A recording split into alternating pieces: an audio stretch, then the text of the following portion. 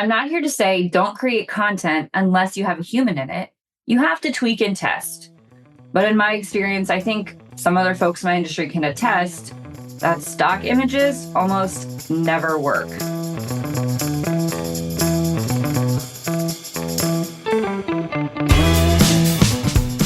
Welcome to the Agents of Change, the podcast experience you've been waiting for your entire marketing career.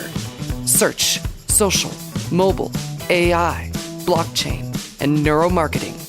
These are the Agents of Change, and so are you. Digital marketing success awaits, and your transformation begins now. Welcome to another episode of the Agents of Change podcast, the podcast that's geared to help you grow professionally in your marketing career and to drive more quality engagements online so you can grow your business. My name's Rich Brooks. I'm your host. This is episode 537, powered by the Agents of Change Digital Marketing Conference this October 9th and 10th in beautiful Portland, Maine.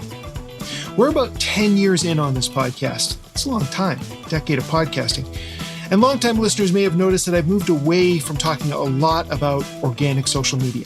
And that's because in working with hundreds, if not thousands of businesses over the years, I see that SEO and digital advertising drive the most qualified traffic to our clients' websites. And that's just not the primary role of organic social. And my goal as an agency owner is to generate leads and business for our clients. However, I do recognize the value of organic social, especially in terms of top of the funnel concerns like brand awareness and engagement, as well as HR and recruitment. However, Google has come out recently with their SGE, their search generated experience, which is causing conniptions among SEOs everywhere as the number of zero-click searches, the searches that don't result in any click, is going up month over month. In other words, people are going to Google, they're doing a search, and they're getting the answer without having to click through to any websites. All the information is right there on Google's homepage. And now Google just had this big announcement and basically have come out and said that they're going to generate the answers to even more people's questions based on the content that we content creators have worked so hard on, and then just show ads underneath it. It's crazy. For the first time in nearly 30 years, I'm questioning the future of organic SEO. So maybe it's time to start figuring out our social media strategies once again, which is what today's interview is all about. And I'm also thinking that I should bring back Flight New Media's digital marketing manager, John Paglio, to talk about the impact of SG on your business as he's been prepping some messaging to our own SEO clients. I also want to remind you that this is the last month for early bird tickets to this year's Agents of Change Digital Marketing Conference held on October 9th, and then our deep dive workshops held on October 10th, 2024. It's going to be incredible. Who's speaking, you might wonder? Well, Kim Garst, Andy Crestodina, Jessica Phillips, John Jantz, and more. We'll have 15 world-class digital marketing experts all ready to share their most effective tactics, their hard-earned secrets, and their time-tested strategies to help you grow professionally and drive more qualified leads to your website and grow your business. You can see our full list of speakers, well, I should say our growing list of speakers, the agenda, and get a whole bunch of more information, including blocks of rooms. If you're interested in coming in, if you're from away outside of Portland, Maine, you can get all that information and get your early bird ticket, whether you're going to get the basic conference ticket, our VIP pass, or if you can't make it, I get it. We've also got a digital pass for you as well. All that information is at theagentsofchange.com. You can go check it out right now. All right, enough of that. Let's dive into this week's conversation around organic social media. My next guest is the founder and lead strategist at Snap Social and creator of the Fan Firestarter Framework, a new approach to social media marketing made specifically for businesses, and I quote, tempted to fake their own death and flee to Tahiti at the mere thought of content creation. That seems oddly specific. Anyway, she developed her user-friendly strategy after working for a decade with a variety of brick-and-mortar businesses who were decidedly social allergic, as she calls it, not because they didn't want to do social media, but because they were intimidated by it. In response, her new systems helps newbies get on the fast track to unsticking their social media in just 1 hour per week. To learn more, I'm very excited to bring onto the show Karlyn Ankrom. Karlyn, welcome. Thanks for having me, Rich. I'm so excited to be here and chat with you. So, what do businesses find most intimidating about social media, in your opinion? I think the most intimidating and also overwhelming piece of social media is the amount of content at scale we have to create day in and day out to develop that consistency. And I often equate it to a muscle, right? The more you do it, the easier it gets, the faster you get at it. And if you're looking at the numbers, which I know that you love some numbers too. When you look at the numbers, you really get a sense of what's working well and what's not. And that makes your content creation even easier. And no interruption of an algorithm or interruption of all the different mechanics and tools and features that these platforms add that nobody, quite frankly, asked for, don't get in your way and hinder your success. All right. In your opinion, and in the companies that you work with, what is the main goal of social? Is it to build brand awareness, to connect and engage with your audience, or is it to drive business?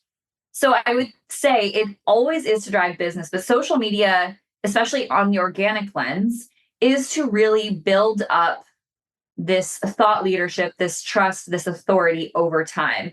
And it's funny that you asked this because I was just having a conversation with two real estate agents the other day.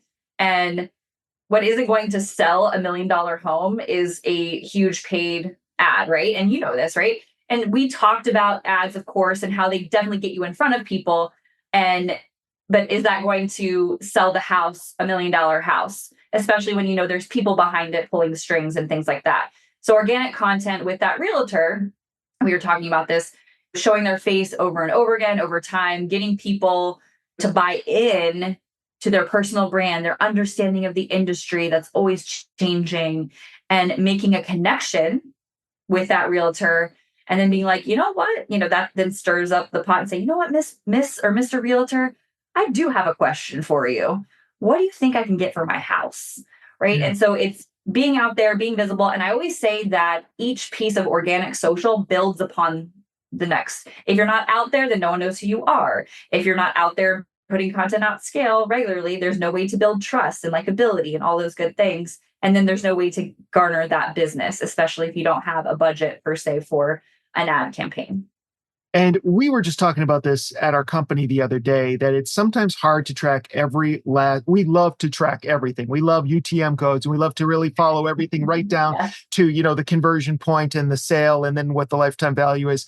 It's not always possible. And a lot of the work that we do, even in real life, like last night I was at a networking event, it'll be hard to track exactly what happens. But maybe by going there, I sold a ticket to my upcoming conference, or maybe I met somebody who's going to lead me to the next job. So I like what you're saying, that each one of these, it builds upon, it's this snowball rolling downhill. And Mhm. you kind of have to be there and be present so that you have this opportunity when it finally arises.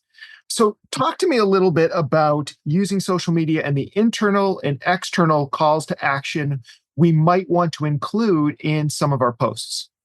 Yes. So there are two different types, right?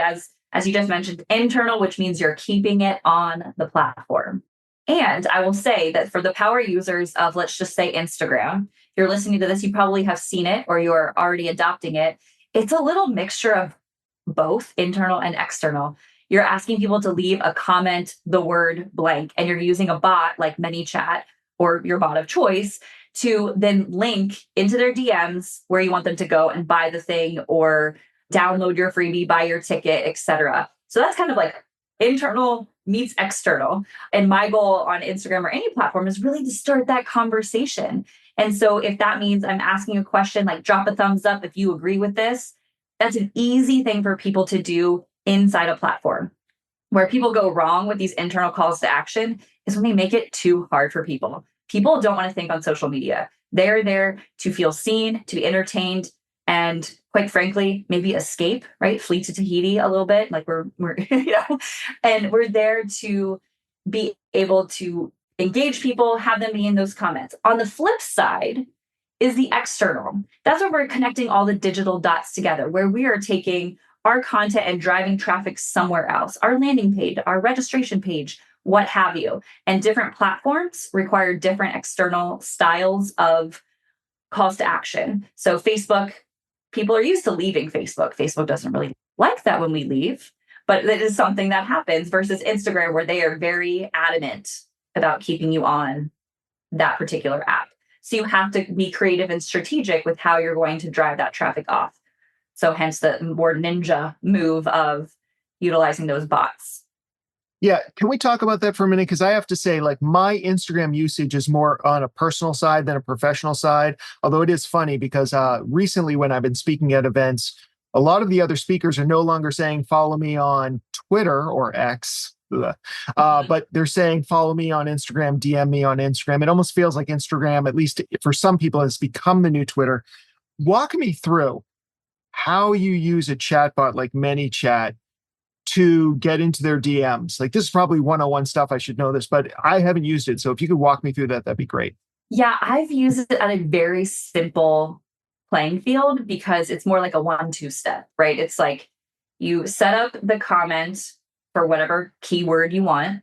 It triggers the bot 1-2 step to deliver the DM. It feels simple, but in the back end of ManyChat, they actually make it pretty simple, if I'm being honest. Okay. And of course, like there's a whole rigmarole of additional funnel that you can kind of keep the conversation going. And for those of you that are listening that are like, I don't want to adopt a bot right now. I feel like I don't have enough engagement to warrant a bot.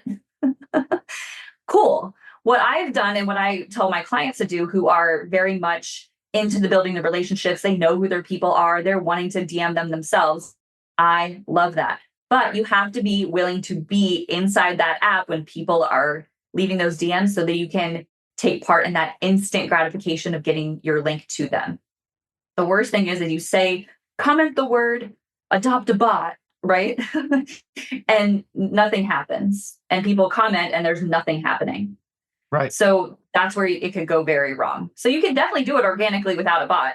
But if you want it to be more instant, definitely do that. And there's tons of tools out there to make it more advanced and more funnel like going forward. That's not my jam. That's not what I do all the time, but I'm good at setting up the 1-2 step to get the lead.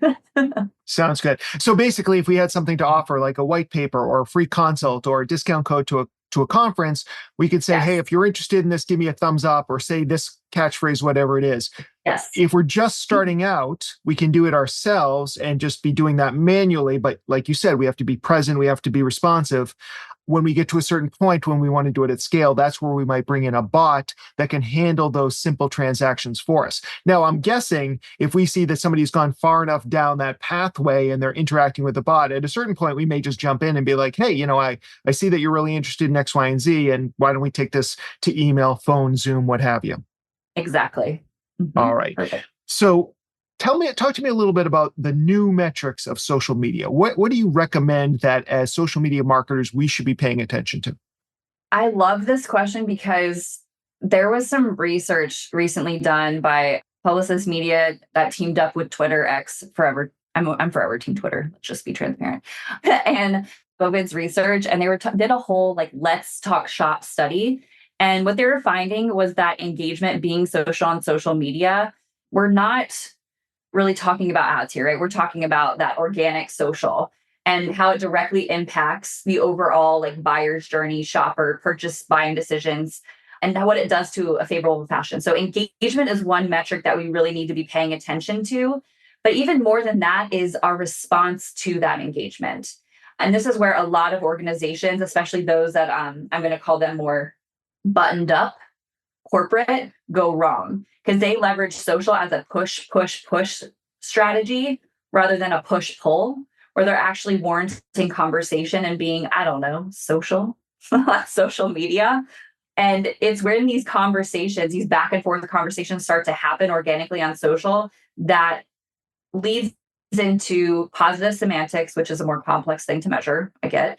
But it also allows people to buy in, to build brand loyalty around it. So a big thing that I want a lot of brands to be paying attention to, if you're listening to this, is creating content with internal calls to action that elevate engagement and have someone in your team, a community manager, customer care manager, whatever, whoever, they have to be there to respond. Because nothing is more brand building than basically when you see an organic conversation happening and Rich, you're like coming to some Ray-Bans page and you're like, hey, how much is that pair of sunglasses? Or this pair broke in my first wear. And you see Ray-Bans come back and they're like, oh my gosh, Rich, I'm so sorry that happened. Let me help you out. Like nothing is more like, feeling seen than having a brand like one, notice that you're having an issue, and two, actually responding, because then everyone else around you sees it. And that elevates your brand to a whole new level. And more people will talk about you when maybe Ray-Bans used to be something you wear on your face and no one really, you didn't really, that just was the brand. Just like your dentist, same thing. People don't go around talking about their dentist all the time. But if you are creating content that is garnering conversation and other people are seeing that conversation happen, that will elevate your brand and then more people will start talking about you. And especially today's world, millennials, I guess younger than millennials, Gen Z, is that what they are now? Gen Z, Yes, Gen Alpha. yeah. Right? We're slowly going back to the front of the alphabet. They search for products, for experiences on social media, right? So they're utilizing it to search for things, which also means they're looking for those conversations that are happening because they're waiting. In the same study, to go back to that, the same study was weighting these brand conversations as high or higher than online reviews. I was like, what? Okay. So that just shows like if you don't have someone adopting some type of like replying, being human, you might be missing some brand loyalty, visibility, and ultimately down the line purchase decisions being made. Yeah. And I can definitely see how that makes sense, because in my own world, I use Sunday Lawn, the spray stuff. And I went out this year and my sprayer that comes was broken. And I reached out to them, and within 5 minutes, they emailed me back. We'll send it out, no charge, all that sort of stuff. That's been my experience with Sunday every time I've had some issue come up. Or when we moved and like getting them to send to the new address, everything just was like so friendly, so taken care of. Compare that to another brand I won't mention. And basically it's been a month and a half I've been trying to get in touch with them, and it's like nobody works at the company. Yeah. So I understand beneficially, like as an owner, like of course, down the road, that's going to lead to more business, more customer loyalty. If we've got some bean counters out there who really have to prove ROI, are there a way that we can measure those details so that we say, like, we had this many positive outcomes or this many positive conversations, and this is what we did, just so we can show this to the boss or to the client to say, we were able to accomplish this, and here are the numbers to prove it? Absolutely. Tools will be your best friend ever. Otherwise, you're going to be playing tally marks and no one's got time for that. So there's tools out there that do that. I'm a big fan of Sprout. They're finally advancing their tool. I can't think of the name. Of course, it's escaping me. That is harnessed around this level of attention to the brand conversations that are happening. And they also are really good at identifying what the semantics are of those comments to understand how they're being identified and have a total for you at the end of the month, week, whatever kind of report you're going to be running. All right. I know from working with a lot of businesses, I'm sure you get similar questions. They're looking for instant ROI. Can we ever expect instant ROI when it comes to social media? No. I wish it was yes. Organic social is not meant to, it's a marketing tool. Yeah. It's a marketing tool. And this is where I get frustrated at gurus who are out there being like, you can grow your following to 40,000 people in 4 seconds. And you're like, awesome. But do you have 40,000 people on your email list that you can market to over time? Are you having 40,000 conversations? Are those people actually replying to any of your content? And 9 times out of 10, the answer is probably no. And you went viral for one thing that has nothing to do with your business, which, pro tip, always create content that's related back to your business, because that will, if you go viral for something, it'll drive people to your business. I had a friend of mine, they went viral because they put their dog out there. And of course, like dogs and babies equal internet gold, always and forever. So they grew their following. They're like, I grew so much of my following. And then the next week, when they got to, back to business, their following tanked, and then they got all bent out of shape about it. People thought this was a dog account, and now it's not. Right. And so they're like, how did I end up here? So I always caution people around that, just to be careful. And you can't make things go viral. So those that are listening that are part of the social media and the boss is saying, hey, just make this go viral. That's not a thing. Right. Virality is a concept, yes. And I always explain it as imagine a pond, right? And your piece of the pond is the internet or your platform of choice, right?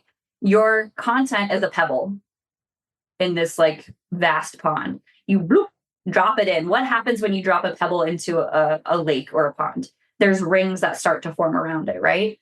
The first ring that your content is shown to is the people that always engage with your content. Those are like the diehard raving fans that like they always are commenting or liking your content. They get that content first. And if they like that content, then it shows it to more people. And if those people like it, then it shows it to more and more and more. And that's how virality starts. A big piece of that too is not just seeing the content, it's the engagement piece. It's commenting, replying back that continues to create those rings and get that visibility out there to make something go viral. All right. So serve your acolytes first, it sounds like. Make sure that they're getting the content Yes. they need. And you talked a little bit about this earlier about creating engagement on the post, but what other advice can you tell us that might increase the chances that people are going to engage with our post, like it, comment on it, even share it around? So besides asking, right, you can create stuff that is super shareable. So if you know your audience inside out, you can create fun memes that are related to them. You can create, right now, I've been seeing a lot of POV styles, which are kind of humorous, but also really hit some type of like polarizing point about your business and what you're doing on a daily basis that really relates to your audience. Always make it go back to your why you're creating this piece of content. What's the purpose of this content? And ultimately, your answer should be to serve your audience in some capacity. And if you can get them to take part in it, and sometimes, yes, we still have to spell it out. Save this for later. Like if you agree with this, share it with a friend who needs to hear this today. We're smart as consumers these days, but sometimes we're moving at such a rapid pace that we don't slow down enough to figure out, okay, what do they want me to do? Make it easy for someone to take action from your piece of content, which then elevates your content, gets it seen to more people, etc. When you're a personal brand, like you are the brand, I think there's a certain expectation that your face is going to appear in a lot of the posts. And I notice this especially, I was going to say, it feels like women are better at this than men are. But as I say that, I do think of some men who are really also very often in their own post, so to speak. But then there's this whole thing when you're working for somebody or you are a brand, people obviously tend to get more engagement than brands do on social media. So if we are posting on social media on behalf of our company, on behalf of that brand, what are some things that you've seen work in terms of getting some engagement? And maybe what are some things that you see traditionally tend to fall flat? Yes. Static photos never perform, like almost never. And the reason why I say that is across all industries in the past 8 years, I've been measuring content and success. The most frustrating thing for social media managers and creators is when the owner and or people in the business don't want to be visible on social, because it makes our job that much harder and that much harder to be successful, because all of these platforms, LinkedIn included on this, are craving human connection. Even in a world of AI, right, that we're all forced to be in these days, humans still rule the roost in terms of content visuals. That being said, I'm not here to say don't create content unless you have a human in it. You have to tweak and test. But in my experience, I think some other folks in my industry can attest that stock images almost never work. You have to get creative with it. Maybe it's a reel, because content right now on a place like Instagram, and I think they're testing right now a vertical video over on the LinkedIn app for some of us. Video is here. It's been here. It's nothing new. It's just been here. The way that we create it is different. So you have to be willing to like put on that lab coat, roll up the sleeves and get to work. But at the same time, don't take the metrics from the past for granted because they're also telling you a story. And static photos and not static, corporate looking photos don't work. That's All what I right. meant to say. Corporate Now, photos. you referenced AI, and I'm just kind of curious, what role does AI play in your own social media marketing, if any? Absolutely does. I love ChatGPT, but what I do use it for is inspiration because nothing's worse than a blinking cursor when you have no ideas or too many ideas. The other thing is speed. It makes things a lot faster for me and my team. And the last piece is repurposing content. I'm a big fan of developing repurposing content strategies for myself and for my clients because we have tons of collateral that is just sitting there from our website to white papers to blogs to videos. And we post it once and like, that's it. Truth be told, no one remembers what they had for breakfast this morning, let alone what they saw on social media 2 weeks ago. Mm. So how can we create content repurposed utilizing a tool like AI that makes it faster? And you have to condition, just like anything, you have to condition the bot to know your brand voice and tone and all those things. And you still have to put your human thumbprint on it before it goes out. Because if you've ever used ChatGPT and it's like, write me a social post around blah, blah, blah, it overuses emojis. It always gives it a headline. It utilizes hashtags that don't make any sense and I would never pick. So you still have to be a human in developing. But what I like about it is if people are feeling guarded about social and they're like, I don't know what to do. I don't know what to write about. This is a great tool to get the ball rolling.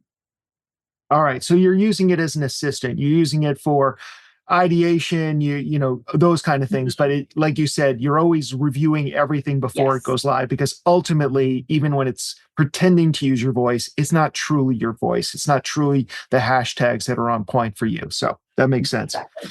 Mhm. Now, if somebody's listening in, and this could be me, somebody who's generally more focused on things like SEO and paid search and paid social or CRO, you know, the real hard sciences of digital marketing, perhaps. And we're telling them, like, you've got to like post things on social media and engage with people and talk. How do they move from that left brain approach to this more right brain approach? How do they make social media fit into everything else they're doing if they're really specific about some of those other harder sciences? I love this question because I used to be the person who totally ignored the data. I was like, it's supposed to be fun and da da da. And then I chatted enough with I call one of my friends. I call her the data diva. She doesn't really like that, but it's true. She like eats, breathes, sleeps data all the time. And so for those out there that are data divas and data dudes, like I have much respect for you. That being said, it's not an either or, it's a yes and, right? So it can be both. And it should be both because both work better when they're running in tandem with each other in terms of creating content, paid ads. Like if all that's running like a well-oiled machine, you're set up for the much success as possible. But I also think there's a level of authenticity that comes with showing up organically and delivering value without an ad spend behind it. And for a lot of people in the small business space, solopreneurs, they don't have a $3,000 a month budget to pay an agency to create the ads, run the ads, measure the ads, and also the ad spend, right? And unfortunately, Meta was like, it's easy, but I'm sure you meet this all the time. We try to run ads and we don't know what we're doing. We're just flushing money down the toilet. Like it's gotten too complicated, right? It used to be that Meta was like touted it as, you can do it too. You can do it for yourself.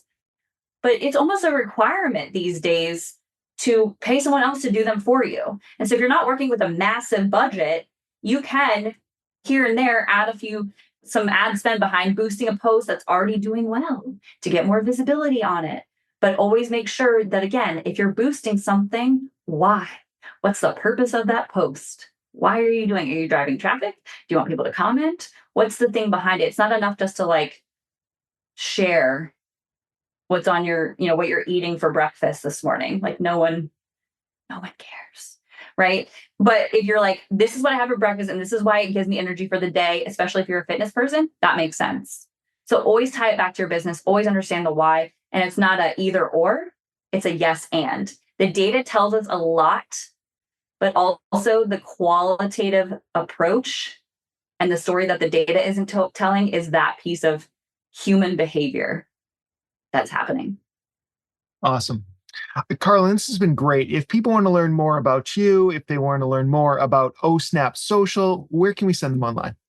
Yes, you can go to osnapsocial.com. That's snapsocial.com/resources. I've got tons of freebies for you there. I'm kind of a freebie junkie, so download one, download them all. It's up to you. And of course, you can find me on LinkedIn and Instagram. That's where I hang out the most. You can just search my name, Karlyn, Karlyn, Ankrom, and I should pop up. Awesome. Karlyn, thank you so much for today. Thank you so much, Rich, for having me. Great ideas and tactics around social media from Karlyn. If you missed anything, if you want a full transcript of today's conversation, if you're just looking for the key takeaways, you can get all of that and all of her links so you can connect with Karlyn at our website at theagentsofchange.com/537. And while you're there, be sure to check out all the information about our upcoming conference this October. I would love to meet you in person, see you at the Agents of Change conference, shake hands with you, share a beer with you if that's your style, break open a lobster, who knows what the future may hold, but you can only find out by attending the Agents of Change Digital Marketing Conference. All that information is on our website. Make sure you're subscribed to this podcast. We have tons of great new content coming your way, weeks and weeks of new guests, new topics, new material, all so that you can be the best digital marketer you can be and become an agent of change. Don't miss another thrilling episode of the Agents of Change podcast. Be sure to subscribe on your favorite podcasting platform.